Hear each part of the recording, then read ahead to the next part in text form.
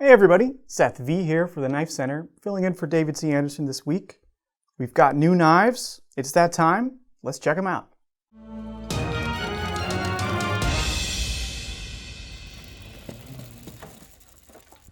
This week it's an interesting one. We've got some switchblades, we've got a bunch of fixed blades and some slip joints, but actually only one manual locking folder, and it is this new version of the Spyderco Resilience. This is the Resilience Lightweight, coming in at $54.60 right now. And if you know Spyderco's nomenclature, you'll know that lightweight means that the G10 scales have been replaced with fiberglass reinforced nylon. In addition to being lighter weight, this is also less expensive than the G10 version by a good $5 to $6. So in addition to being a little cheaper than the standard Resilience, it's also more lightweight, of course. And in this case, it's actually a pretty significant weight savings. We lose almost a full ounce from the lightweight scales. And you can feel it in hand. It's definitely noticeably lighter for such a long blade. In this case, over 4 inches, 4.2 inches to be exact. The scales feature Spyderco's bidirectional texturing, which is grippy in either direction to keep you from sliding up or sliding back on the handle. In addition, there's this nice smooth patch molded in here that lands under the pocket clip, whether you have it tip down or tip up, and makes it nice and easy in and out of the pocket. Shouldn't scratch up your pocket, even though the texture on these scales can be quite aggressive. Blade steel on these is 8CR13 MOV, just like the old version. Decent entry-level steel, holds an edge fine, sharpens up really nicely, fairly corrosion resistant, good working stuff. And on a well-priced, sizable folder, I think it's going to work great.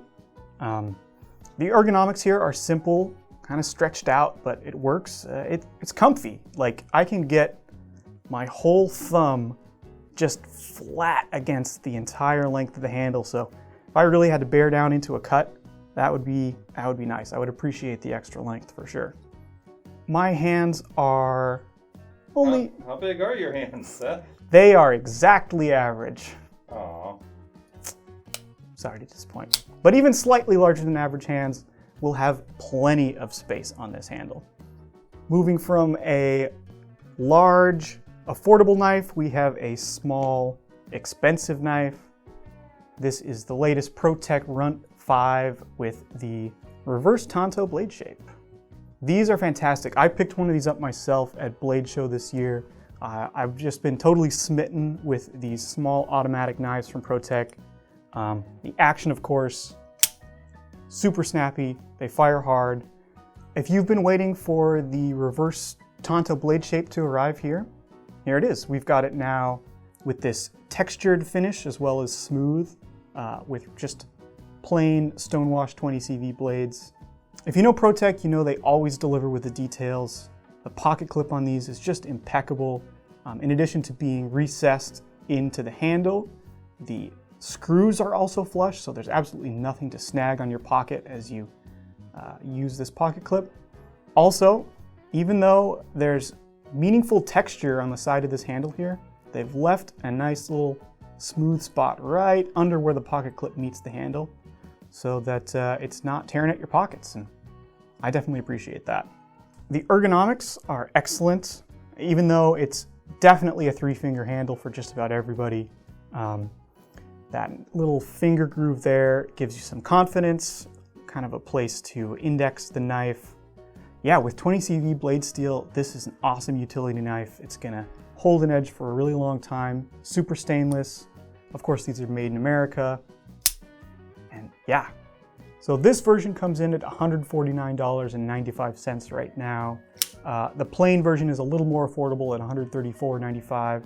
If you haven't owned ProTech and you're interested, I think the Runt 5 is a great place to start.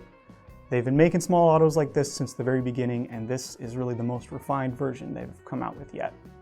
Sticking with the automatics for a minute, we've got a new one from Microtech. This is familiar and new at the same time. This is their UTX 85 design with the dagger blade. This one has M390, but the blade steel's tend to change from run to run.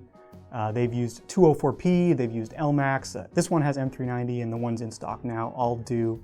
So this is part of their signature series, and what makes this version special is the handle texture. It might be a little difficult to tell from this angle, but there's a stepped texture going up towards the middle and then stepping down towards the front, and it kind of gives the handle a little bit of a swell. It's not super different from the regular versions, but you can tell, you can definitely feel the handle shape a little more. It's quite comfortable, and I really like what it does for the grip in a pinch grip. So that extra texture, you really feel it under your thumbs there. Definitely gives some reassurance as you're gonna, do a piercing cut with this. The action, of course, impeccable. Microtech, super fast, springy, out the front action. Double action, so closes and opens with the same switch. And yeah, that true dagger blade is something you can only really do on and out the front, because both these edges are very sharp, and you wouldn't want one of them swinging out the side. These come in at $322 right now. We had some of the larger Ultratechs, but those have all sold. So if you want to check out the new versions of the Ultratech with this cool new milling, the UTX85 is still in stock as of now. Tomorrow, who knows? Tomorrow, who knows? The last automatic on the table here today is this Guardian Tactical Recon 035. These aren't strictly new, but I think they are new to the KnifeCenter. Guardian Tactical is making these in the United States, and they have a bit of a different feel from Microtech, at least. The switch is a different shape here. It's actually quite comfortable. We're kind of asymmetrical, so when you're pushing it up, you've got this nice little ledge to rest your thumb against, and when you're pulling it back, you kind of have this little gentle pad here to pull back on. It's quite comfortable, and it doesn't have quite as much spring tension as a Microtech too, so it's a little easier to actuate. The blade comes in drop point or tanto, pictured here. It's about 3.4 inches long. This one's made from LMAX. These are available in a bunch of different colors, configurations. I think you can even get versions with carbon fiber inlaid handles. Quite cool. Pocket clip has is not quite deep carry, but comes awfully close to the end here. We got a lanyard hole integrated into it. Yeah, these are really nice. If you haven't handled one, they definitely have a different feel to some of the other out the fronts on the market. I think it's they definitely compare nicely. One unique thing about this tanto blade shape, unlike a lot of tantos that will have maybe a hollow ground main section and a flat ground tip for extra strength, Guardian Tactical have kind of actually reversed those. So we get a flat ground main section, a little stronger behind the edge through this part of the blade. And then actually it's hollow ground at the tip, so it comes to quite an acute and pointy tip out there, which I kind of like. It's very useful. I wouldn't quite call it a splinter picking tip, but it's very acute. Should pierce quite well. This version of the 035 OTF comes in at $279. Prices go up a little from there for the carbon fiber inlaid ones, but yeah, USA made. I didn't say that already. Good stuff. All right, so now we're getting to the fixed blades on the table, and we'll start here. This is a custom fixed blade from Olamic called the Voykar. So Olamic, you probably know them better for their titanium frame lock flippers. They make incredible, kind of very unique, hand finished titanium frame locks. This is quite different. This is a very old school fixed blade design. It's actually made in Russia, which is where Olamic got their start. Yeah, check out the details on these cast bronze bolsters. I mean, at first I thought they were engraved because of the way the scroll work is done, but it's so deep and beautiful. It's actually cast. We've got this lanyard hole here at the butt, almost looks like a medieval instrument or something. Just gorgeous. The handles are made from wenge wood. Yeah, that's right, wenge wood and stacked leather. So they have a nice warm feel in the hand, very inviting. Grippy without having a lot of texture, which I really like. The shape of this handle is nice. We've got the kind of oval or egg-shaped cross section. So it tapers towards your knuckles and super ergonomic, super ergonomic. As you can see, the handle is not huge, but I've got plenty of room. I think slightly larger than average hands should be fine. Maybe extra large hands will wish for a little more handle, but I think it'll work for just about everybody. And this blade, gorgeous. They're calling this Storms of Jupiter Damascus. Pattern there is, I can see what they're talking about. Get some rippling cloud-like formations in there, very cool. The blade length, we've got just over 5 inches of blade with a fuller ground in here, flat saber grind, clip point. Yeah, this would make one heck of a hunting knife. It would certainly be a beautiful piece just to take out and admire and use for some utility cutting. What surprised me most about these though, honestly, is the price. These are $345. Sure, it's expensive, but I think for just the level of detail here, I think it represents a pretty good price. Sheath for this is also nice. We've got a leather affair with a retention loop here and a dangler on the back, should you wish to carry it nice and low. Yeah, great package from Olamic. Next on the table is another new custom fixed blade, this one made in America from Tom Krein. I know Tom Krein best from his work regrinding production folders. He does great work at really bringing out the best from a knife, thinning out that blade geometry. He's definitely a master of the grinder, and it's cool to see some full custom pieces from him. This little guy is called the Coues Deer Hunter. Comes in with 2.75 inches of Nitro V blade steel, and it is $495 on the website right now. Blue G10 handles with black liners. Yeah, one thing I've always admired about Tom Krein's work is his kind of effortless ergonomics. The shape of this knife is just so simple, so classic, drop point design, and it's small, but it fills the hand perfectly. I think even extra large hands with the addition of a lanyard here will have no problem. I can get 4 fingers on it pretty easily. Again, it's very comfortable, and the way the handle tapers at the end here is not going to present problems for smaller or larger hands. I particularly like this little detail here. We've got a micarta pin holding these scales on, which is a nice little bit of contrast there, just a lovely look.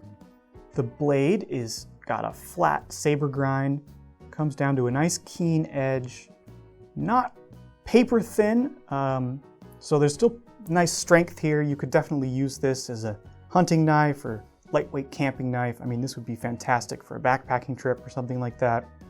Yeah, Tom Krein's work is excellent, and we're happy to have these in stock while they last. As for the sheath, we have molded kydex here. Nice retention, you can hear that snap into place, and plenty of space to push off. Comes out nicely. Comes with a large tech lock installed from the factory, so to speak, from the workshop.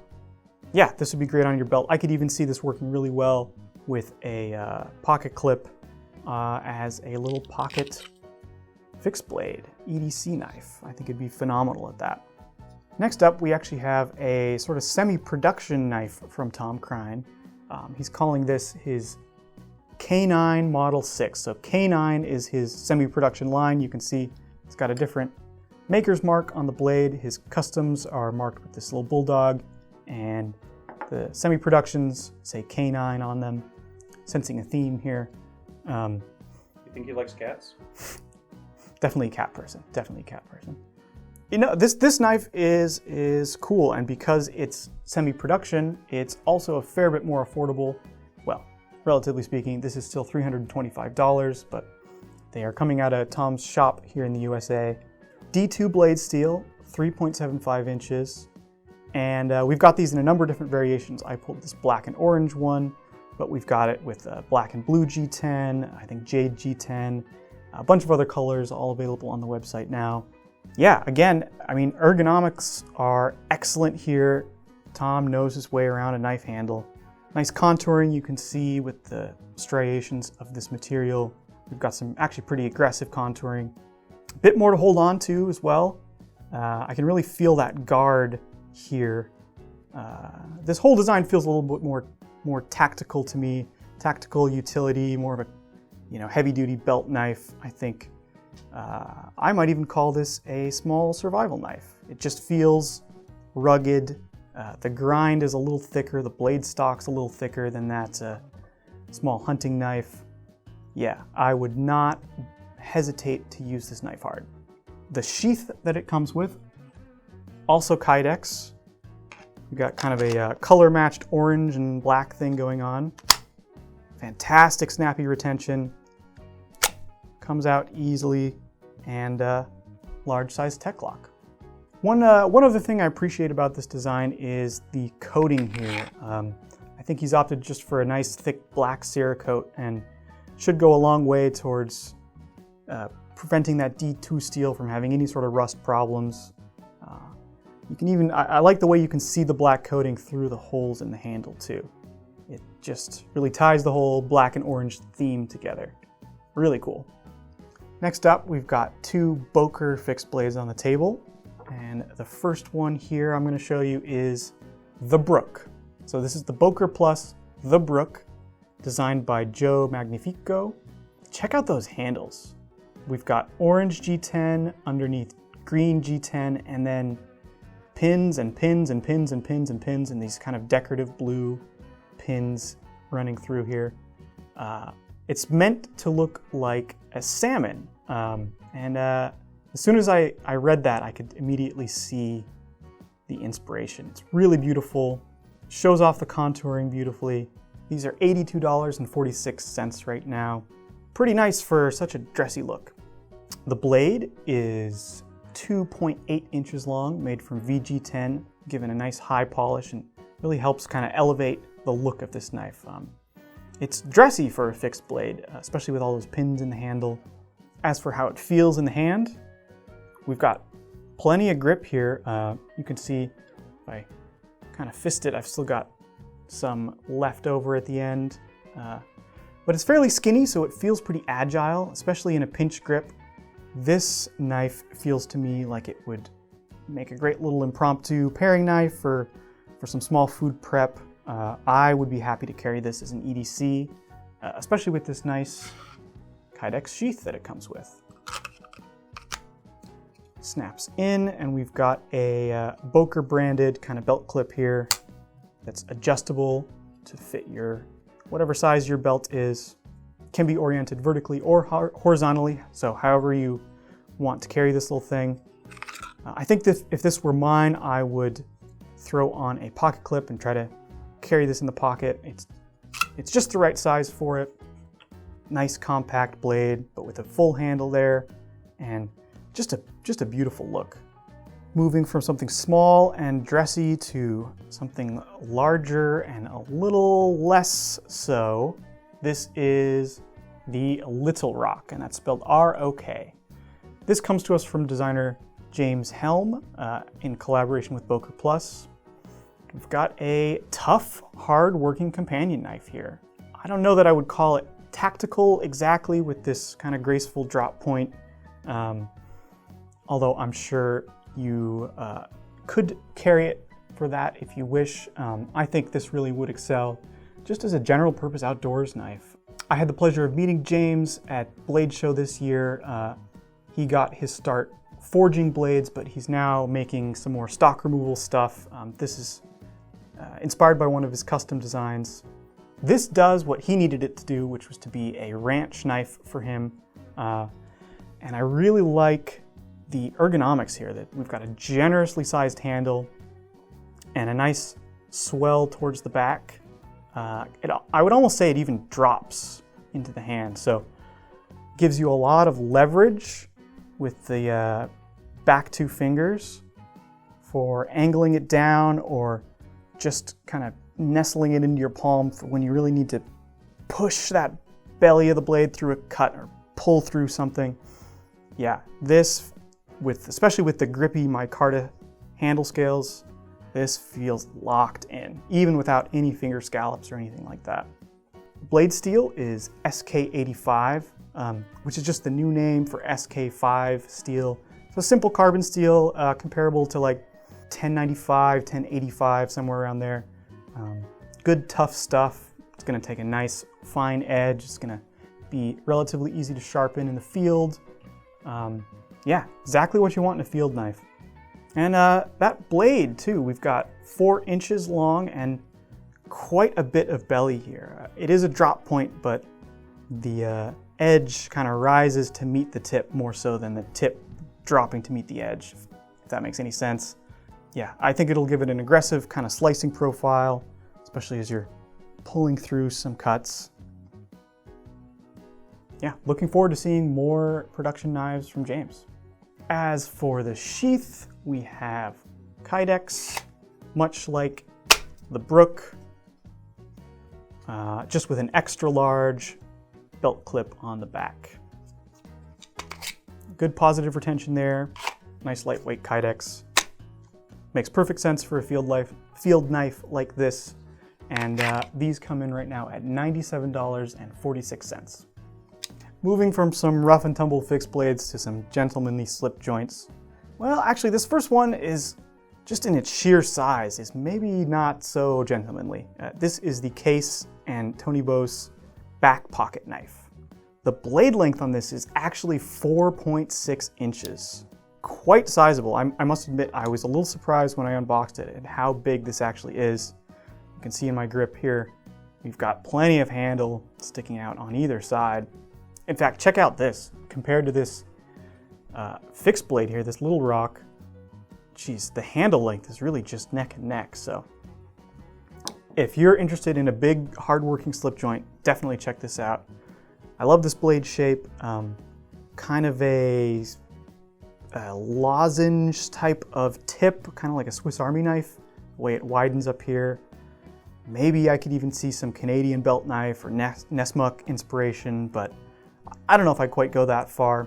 In any case, it's going to be a great all-around utility knife, especially for some picnic duty, you know, spreading peanut butter. I think it'd be perfect for that with this wide section towards the tip. These come in at $75.99 right now. We've got amber Sawcut bone covers and a pretty generously sized lanyard hole, which you don't see on very many Case slip joints, so that's cool to see. The blade steel on this one is Case's stainless true sharp steel. Got a little bit of a half stop, not a super strong one, but it definitely does want to stop there. These are cool. The Tony Bose line always feels a little bit more elevated than the regular stuff, so if you're interested in a special slip joint from Case, check out the BackPocket. All right.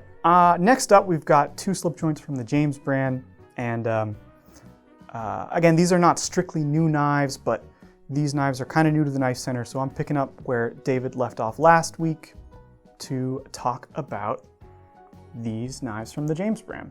And this one is the Wayland. This is their take on a Barlow with CPM S35 VN blade steel, and I really like how they've hidden any sort of hardware or even pins on this handle here. We've just got an all blacked out bolster, and this is G10, sculpted G10, and the walk and talk on these is excellent. Ooh, yeah, I gotta say, both open and close, they're just super snappy. Let me do this nice and slow so you can see how it springs away from your hand. It really wants to land in that half stop position and closed. This is a really cool take on the Barlow. These come in at $189 right now, and I particularly like this all black version. I just think it's a nice twist on the Barlow style. This blade shape is a little atypical for a Barlow as well. You know, whether it's a sheep's foot or a Wharncliffe, it comes down pretty evenly between the two. The point is fairly acute, so maybe I'll call it a Wharncliffe today, but I don't know, I might change my mind. It's definitely not a reverse Tanto, that's all I know.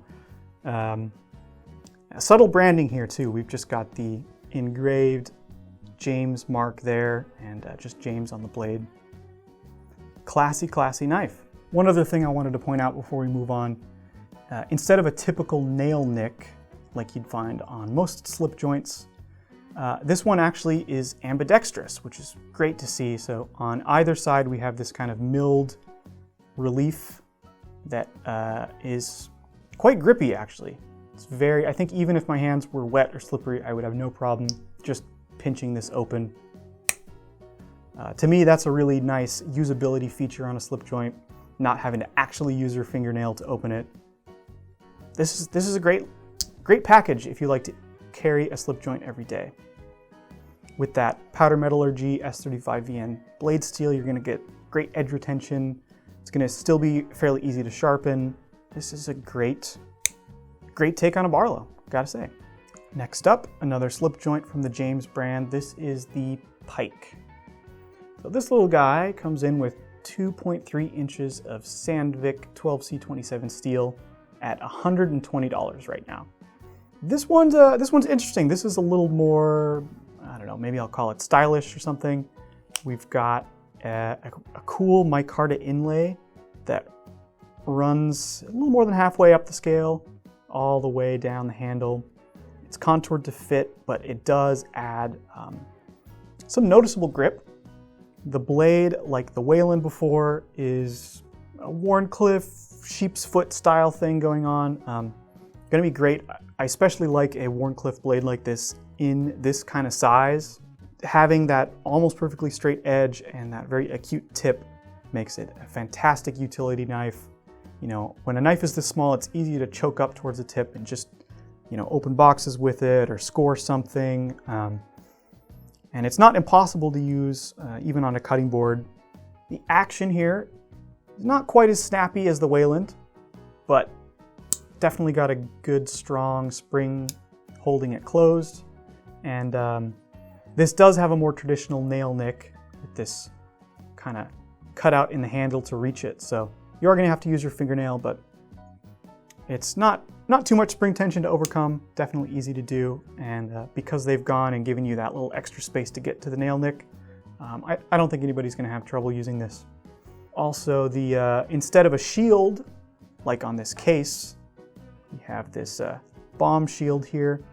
This slip joint kind of has the James brand logo at the back here as a sort of nod to the traditional slip joint shields.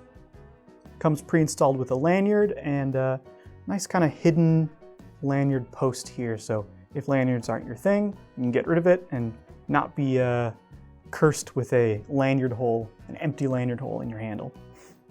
I really like a Wharncliffe blade like this on a slip joint in particular. I think the Wharncliffe blade shape just makes so much sense on a non-locking knife because as you're using that tip, it's so much below the center line of the knife that even if you're piercing with it, most or all of the force from that cut is going to be going back and up into the back spring rather than forward or down towards your hand. So it really makes me feel confident and a little more safe using a slip joint with a Wharncliffe blade. So I'm glad to see that James brand has opted for a Wharncliffe blade here.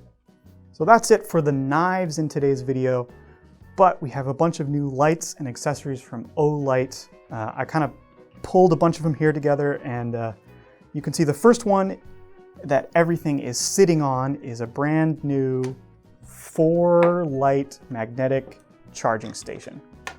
This is called the Olight Omnio. And if you have more than one Olight, this might be just the thing you're looking for. The Olight Omnio 4-port charging adapter comes in at $45.95. Charge more than one at once, give them kind of a home base to live on. Maybe, I don't know, put this on your bedstand and have something ready to go in case of a power outage. However you want to use it, up to 4 O-lights. I think it would be a particularly good fit with this O-bulb. Comes in a number of different colors. This one is orange, obviously, and it comes in at $29.95. These look like a gobstopper or something. Do not eat. Do not eat. But you can throw this in the pool or the bath. They're totally waterproof. I think these would be great bedside lights for kids.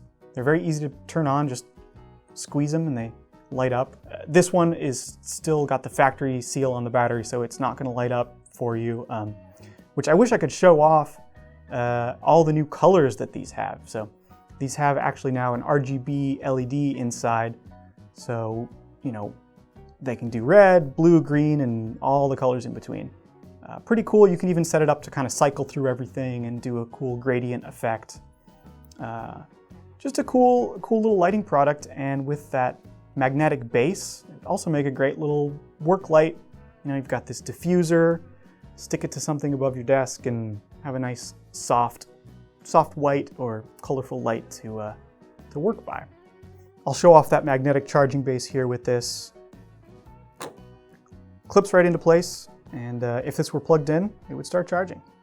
Next up, we do have a proper torch from Olight. This is the S2R Baton 2. They're calling this colorway Lava Camouflage. It really caught my eye. It's red, it's white, it's gold, it's black, kind of mottled and speckled. Really cool looking, very flame-like. This S2R Baton 2 is $74.95 right now.